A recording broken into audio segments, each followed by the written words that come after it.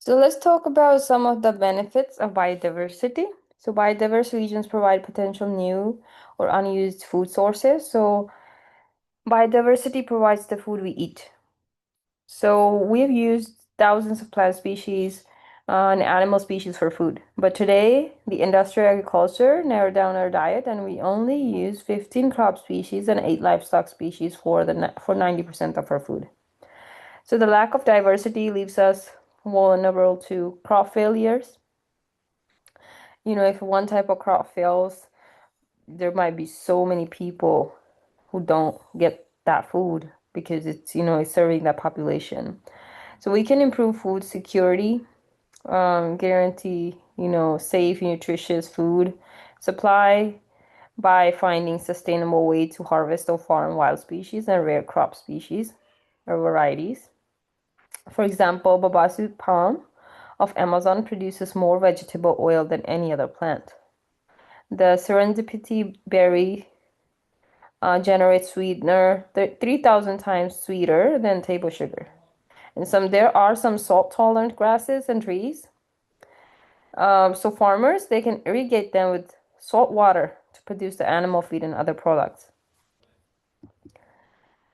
So this table is showing some promising new food sources. So these wild species shown here are some of the many plants and animals that could supplement our food supply. So some of them that can grow very fast. Some of them are rich in vitamins. Some are weather resistant if it's really cold. So these can really help us out with the food supply. About half of today's pharmaceuticals are derived from chemical compounds in wild plants. So these are showing just some of the plants that have the compounds. A well-known example of this is aspirin, which was derived from chemicals found in willows and meadowsweet. But there are a lot of other ones. The rosy periwinkle of Madagascar produces compounds that treat leukemia. And there is a yew of North America that has a compound that's anti-cancer. In Australia, there's a species of cork that physicians use to treat cancer. It has a compound that physicians use to treat cancer, stomach disorders, and motion sickness. So those are just some examples. So many animals they show at the risk of being lost to extinction, which we talked about before. We talked about sixth mass extinction. So before we can even benefit from them or, profit from what they have to offer, we have lost some of the species already.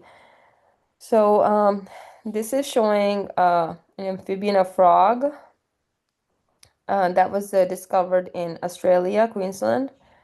So these frogs, they have raised their youngs inside the stomachs, where in any other animal, stomach acid would soon destroy them. So apparently these young frogs excreted substances that neutralize their mother's acid production. So any such substance could be immense use for treating human stomach ulcers, which affect about 25 million Americans alone.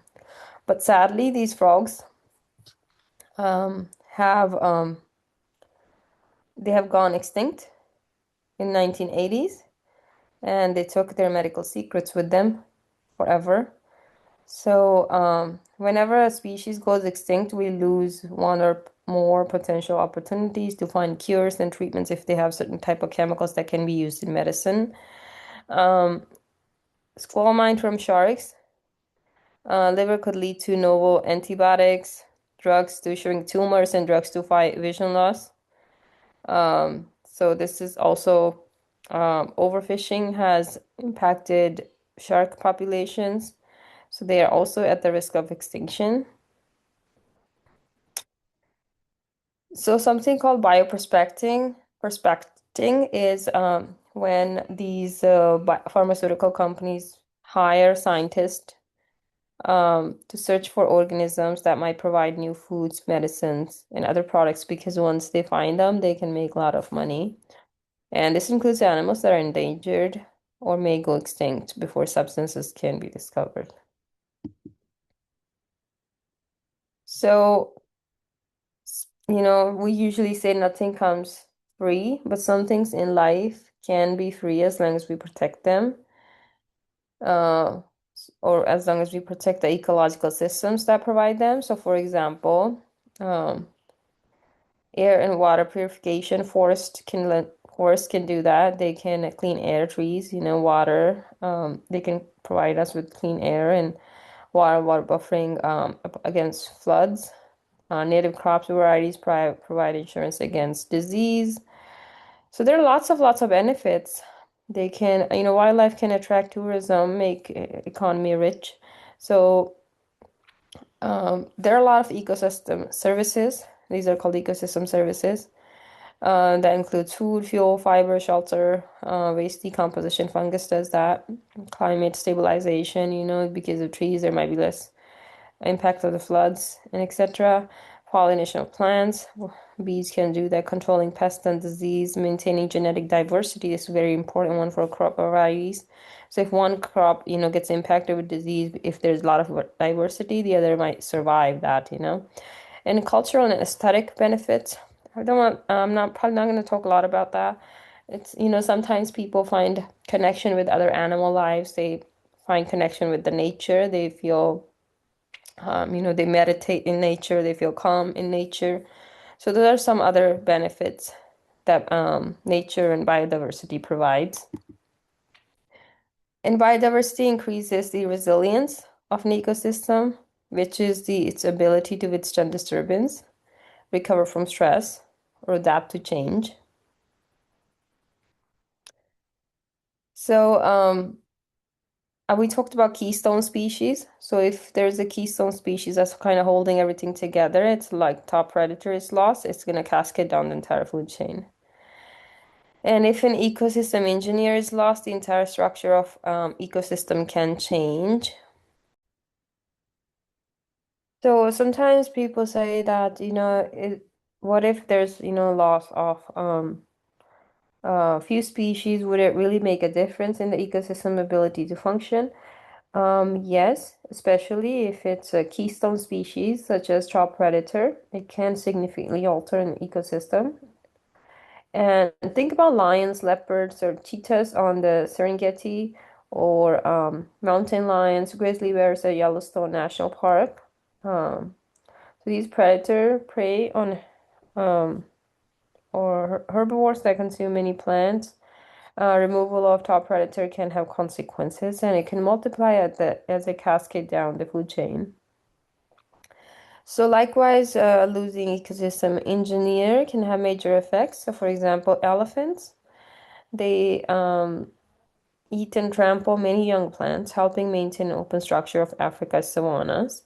Scientists have found that when elephants are removed, as by illegal hunting might do that, landscape fills with the scrubby vegetation that converts savannas into dense scrub forest, affecting countless other species. So ecosystems are very complex. However, it's difficult to predict if you remove a certain type of species, what it's going to do to the ecosystem.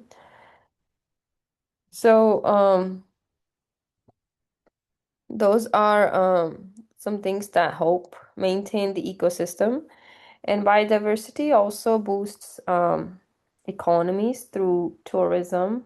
Economies make a lot of money through tourism. Visitors come, they spend money at local businesses, they hire local people as guides, they support park, and they employ local residents. So ecotourism can be something that can bring jobs, income to the area, especially the area that might suffer poverty otherwise. We've been talking about, or your book been discussing about Kenya and Tanzania. I also posted some videos on this.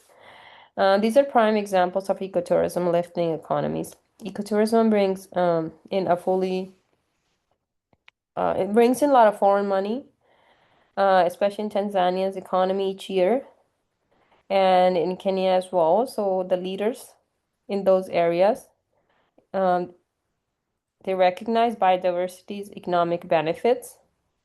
They so they manage their parks to make sure tourist would like to come there. Ecotourism is the source of income, especially something maybe that has tropical forests like Costa Rica. Australia has the Great Barrier Reef. These are just caves, coral reefs, and then minor ones are also pretty famous. So